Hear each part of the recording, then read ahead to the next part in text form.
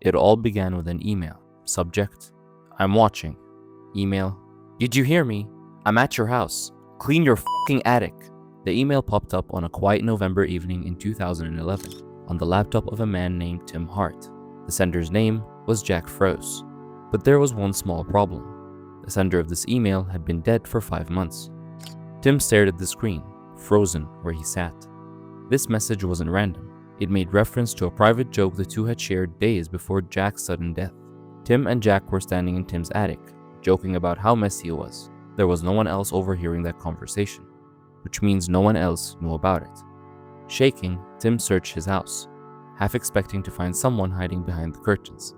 But there was no one there, just his laptop opened with that email, staring at him in his inbox. At first, he tried to make sense of it. Maybe someone hacked the account. Perhaps it was a twisted prank. But then, another message came, this time to Jack's cousin, Jimmy McGraw. Subject: Hey Jim. Email: How you doing? I knew you were gonna break your ankle. Tried to warn you. Gotta be careful. Tell Rock for me. Great song, huh? You're welcome. Couldn't get through to him. His email didn't work. 2 weeks earlier, Jimmy had broken his ankle, but this was 5 months after Jack's funeral. The words were personal, too specific to ignore or pass off as a prank. The tone was exactly how Jack talked. Jimmy and Tim told everyone else close to Jack, almost anticipating another email from the grave. But then, just like that, it stopped, leaving Jack's loved ones to wonder what, how, and why it all happened. And then, it wasn't just his family curious about the situation. The news of emails being sent from the grave spread like wildfire. Only then did people begin to look back to the man behind the messages. Jack Froese was 32 years old, living in Dunmore, Pennsylvania. By all accounts, he was healthy and full of life. In June 2011, without warning, he died of a heart arrhythmia, a condition no one ever knew he had. His sudden death left his friends and family devastated. For months, they tried to move on until those emails started showing up, and each email was specific, eerily personal, and felt like someone was laughing behind the screen as they watched the blood leave the faces of the recipients. The internet caught on to the incident, and that's where the mystery began. Several theories were proposed. The first one being, someone hacked Froese's account. The most logical explanation, according to the internet, is that someone gained access to Jack's email and sent the messages as either a prank or a tribute. And apparently, the person who did it was his own mother. This wasn't just a baseless allegation made by Reddit users.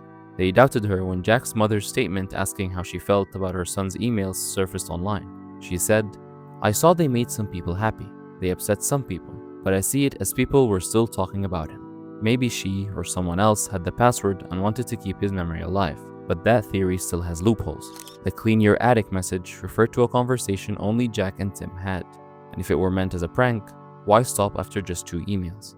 The other theory said that Jimmy and Tim had made it all up, but neither man gained anything from it. They didn't sell their story, seek attention, or even enjoy talking about it. Both have even said they'd rather not think about it at all. The third theory says that maybe Jack planned it himself. It's possible to schedule emails to send in the future, but again, Jack's death was completely unexpected. There was no reason for him to prepare posthumous messages, and the email to Jimmy referenced an injury that happened months after his death, ruling this theory out entirely. Then, someone had the most bizarre answer to this mystery. Jack reached out from the grave, the simplest and strangest explanation. For those who believe in life after death, maybe Jack truly found a way to send a sign. So how did not one, but 2 of Jack Froese's loved ones receive eerily specific messages months after his death? No one knows. The mystery still lingers and nobody has found the answer to it yet. Maura Murray was a 21-year-old nursing student at the University of Massachusetts, Amherst. On February 9, 2004, her professor received an email. Someone had passed away in Maura's family, so she won't be taking his class. Hours later, there was news of a car crash. It was a freezing Monday night in the quiet hills of New Hampshire. On Route 112, a sharp bend infamous for catching careless drivers off guard had claimed another car. Lying crashed into a tree was a black Saturn sedan with its front end crumpled and its hazard lights blinking weakly into the fog. It was Maura Murray's car, but the time police arrived, barely 15 minutes after a local woman reported the crash, the driver was gone. There was no signs of struggle, the car was still locked, the airbags were deployed, and the engine was cold as if the tragedy had happened a long time ago. And the woman who had been driving has vanished into thin air. A few hours earlier, Maura had been at her university, but something was off that day. She had quietly packed her belongings, removed the decorations from her dorm walls, and sent that email. But the little problem was, there was no death in the family. Maura withdrew $280 from an ATM, bought a box of Franzia wine, a few bottles of liquor, and then got in her car and drove north, all alone. Nobody knows where she was headed, but later, people will find out that Maura had searched for directions to the Berkshires and Burlington. Then, by 1 p.m., she emailed her boyfriend. "I love you more, stud. I got your messages, but honestly, I didn't feel like talking too much of anyone. I promised to call you today though. Love you, Maura." And after that, she began inquiring about condos on rent where her family has vacationed in the past. Nothing made sense because Maura was not in any of those places. What the internet had so far was this: Maura got into a crash, and 15 minutes later, she was gone. But then, they find out that something happened in that short span before her disappearance.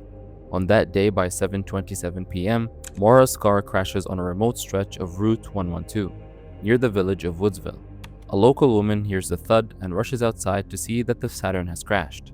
Maura comes out of the car, visibly shaking but not injured. A school bus driver passing by stops and offers help. Maura tells him that she had already called AAA. Suddenly, a hand offering help turns into suspicion. There was no call service in that stretch of road, and the driver knew it. Why did Maura lie? Not assuming any answers, the driver drove past her and called the police anyway. When officers arrived roughly 10 minutes later, the car was empty. Inside the vehicle, investigators found her personal items scattered across the seats. Her AAA card, jewelry, makeup, a box of Franzia wine that had spilled across the upholstery, and a copy of Not Without Peril, a book about hiking the White Mountains. The pages were soaked with red wine. Her debit and credit cards were missing. Her cell phone was gone. There was no footprints in the snow, just a rag stuffed into the exhaust pipe, something Maura's father later said was part of an old roadside repair trick, but others found it utterly odd. One local contractor later claimed he saw someone fitting Maura's description walking along Route 112 about 5 miles east of the crash site between 8 and 8:30 p.m., all alone, moving fast. But by the time the police returned to search the area, there was no sign of human life. The next morning, a scent tracking dog followed her trail about 100 yards east of the crash site, and then suddenly lost it. That, investigators said, suggested she might have gotten into another car, but they weren't sure whether it was voluntary or forced. For days, police and volunteers searched the surrounding woods, rivers, and abandoned buildings. Helicopters with heat sensors combed the area, yet there was nothing. When her dorm was searched, officers discovered that her belongings had been carefully packed into boxes, artwork stripped from the walls, and it wasn't messy or hurried. It looked like someone was preparing to move out, and in Maura's case, disappear. As days turned into months, the theories started to take shape online. Did Maura plan her disappearance, creating the perfect misdirection by crashing her car to stage her disappearance? Or was she abducted after the crash, perhaps by someone who had been following her? Was she running from something at school, from a relationship, from the stress that had been building for months? And then there were darker threads. Rumors that a local man living near the crash site might have been involved. In 2004, a tip surfaced about a stained knife supposedly used to kill Maura, handed over by a man whose brother lived less than a mile from where she disappeared. The story unraveled quickly, filled with contradictions and drug use, but the knife itself, and what it might mean, kept fueling the speculation. A year later, cadaver dogs searching a nearby A-frame house, the same one once belonging to the man accused by his brother, reportedly went bonkers in one of the closets, reacting as if they've detected human remains. The carpet sample was sent for testing, but the results were never released to the public. One documentary would later call it the first crime mystery of the social media age. Because Maura disappeared in 2004, just days after Facebook launched, she vanished into a world that was suddenly learning how to document, share, and dissect everything. And her case would become the perfect storm. A young, pretty, intelligent woman gone without a trace, in a place that might have swallowed her whole. Nearly 20 years later, Maura Murray's fate remains one of the most bone-chilling cold cases in America. There is no body, no confirmed sightings, and no clear evidence of what happened on that snowy New Hampshire road. Have you ever heard of the elevator game? Simply put, it is a ritual set to open doors to another dimension. Here is how the players are instructed to access the other side. You enter an empty elevator in a building with at least 10 floors. You must be completely alone. Then, you press the buttons in a strict order. 4, 2, 6, 2, 10, and finally 5. When the doors open on the 5th floor, A woman is set to step in. No one knows who she is or what she wants. You must not look at her. You must not speak to her. If you do, they say you'll never come back. After she enters, you press the button on the first floor. But if the elevator starts rising instead of descending, congratulations, you're on your way to another world. And this is exactly what Elisa is believed to be doing that day. In 2013, a 21-year-old student named Elisa Lam disappeared into thin air inside Los Angeles' infamous Cecil Hotel. When the LAPD released the elevator's footage, the internet froze in horror. Elisa appears on camera, presses the buttons in quick succession, multiple floors, just as the ritual says. She darts out of the elevator looking for someone out on the floor, whispers something to them, darts back inside, and hides in the corner. While all of this is happening, the doors refuse to close, as if something unseen was holding them open. This goes on for a while, until Elisa walks away. To some, it looked exactly like the elevator game, being played in real time. Reddit threads, YouTube videos, and paranormal boards exploded overnight. Frame by frame, users dissected her movements, comparing them to the steps of the game. Some believed she'd reached the 5th floor moment, the part where the woman enters. Others claimed she succeeded and never made it back. The fascination turned obsessive. People began trying the game themselves, documenting their attempts in dimly lit buildings, swearing that strange things happened. And as her case grew colder, the theory grew even louder. Was Elisa Lam following the elevator's game steps? Did she cross over the other dimension and fail to return? Or had the internet simply turned a woman's tragedy into an urban myth? And then, the myth turned into a horrifying tragedy. It started with the water. Guests at the Cecil Hotel began complaining that something was wrong. The water pressure was weak, the color was dark, and the taste was off. On February 19, 2013, a maintenance worker climbed to the rooftop to check the water tanks. Inside one of them, floating face down and naked, was the body of Elisa Lam. By this time, she had been missing for nearly 3 weeks. Elisa had arrived in Los Angeles on January 26th, traveling alone on what was meant to be a solo adventure across California. She called her parents every day until January 31st. By February 8th, she was officially reported missing. Police searched her room, the hallways, even parts of the roof, but found nothing. Flyers with her photo were put all across the city. Then, on February 13th, the LAPD released a piece of evidence that would change everything: the last known footage of Elisa Lam. Within days, the video went viral. Millions watched it in utter horror and disbelief. Was she running from someone? Having a mental breakdown? Playing the elevator game? One Reddit user says, "She pressed the wrong sequence. That's why the elevator didn't move. Maybe she didn't make it back." But there was never any evidence that Elisa had even heard of the game. But the similarities kept the theory alive, feeding the internet's obsession. And then, 19 days later, her body was found in the rooftop tank. Her clothes were the same ones from the elevator video were floating nearby, covered in a fine sand-like residue. There was no signs of assault, drugs, or alcohol. Officers ruled her death an accidental drowning. This is when Elisa's bipolar disorder came into light. She was diagnosed with both depression and bipolar disorder. Elisa was prescribed medications that she would often refuse to take. However, she had no history of attempting to take her own life, as her family claimed. But again, her family had a history of keeping her mental state a secret. Even if it was swept under the rug, Elisa's condition worsened so much that her friends and acquaintances witnessed her suffering from hallucinations, where she would hide under the bed, scared for her life. At the Cecil Hotel, Elisa was assigned a shared room at first on the hotel's 5th floor. But the roommates complained of her odd behavior to the hotel staff. When the roommates had had enough, they complained to the management, who would then separate Elisa from the rest of the people. And then she disappeared, found later submerged in one of the water tanks. But how did she get inside? The roof was locked, alarmed, and accessible only to staff. The tanks were tall and heavy, each lid weighing over 20 pounds. The dogs that searched the roof days earlier had found no trace of her scent. Some said it was psychosis. Others believed it was murder. But some had a question no one was ready to answer. Was Elisa Lam trying to reach another dimension that night? And about the elevator doors that refused to close, some believe it wasn't a malfunction at all. They say Elisa was already dead by then, but that the sensors didn't detect a living presence, hence remaining open, waiting for a breathing human to pass by them. It began with a tape, a VHS cassette discovered deep within the Paris Catacombs sometime in the early 1990s. A few explorers walking slowly in human skeletons piled one over the other, when suddenly, someone stumbled across a camera. The clip showed a man running away from someone, and then the camera stopped recording.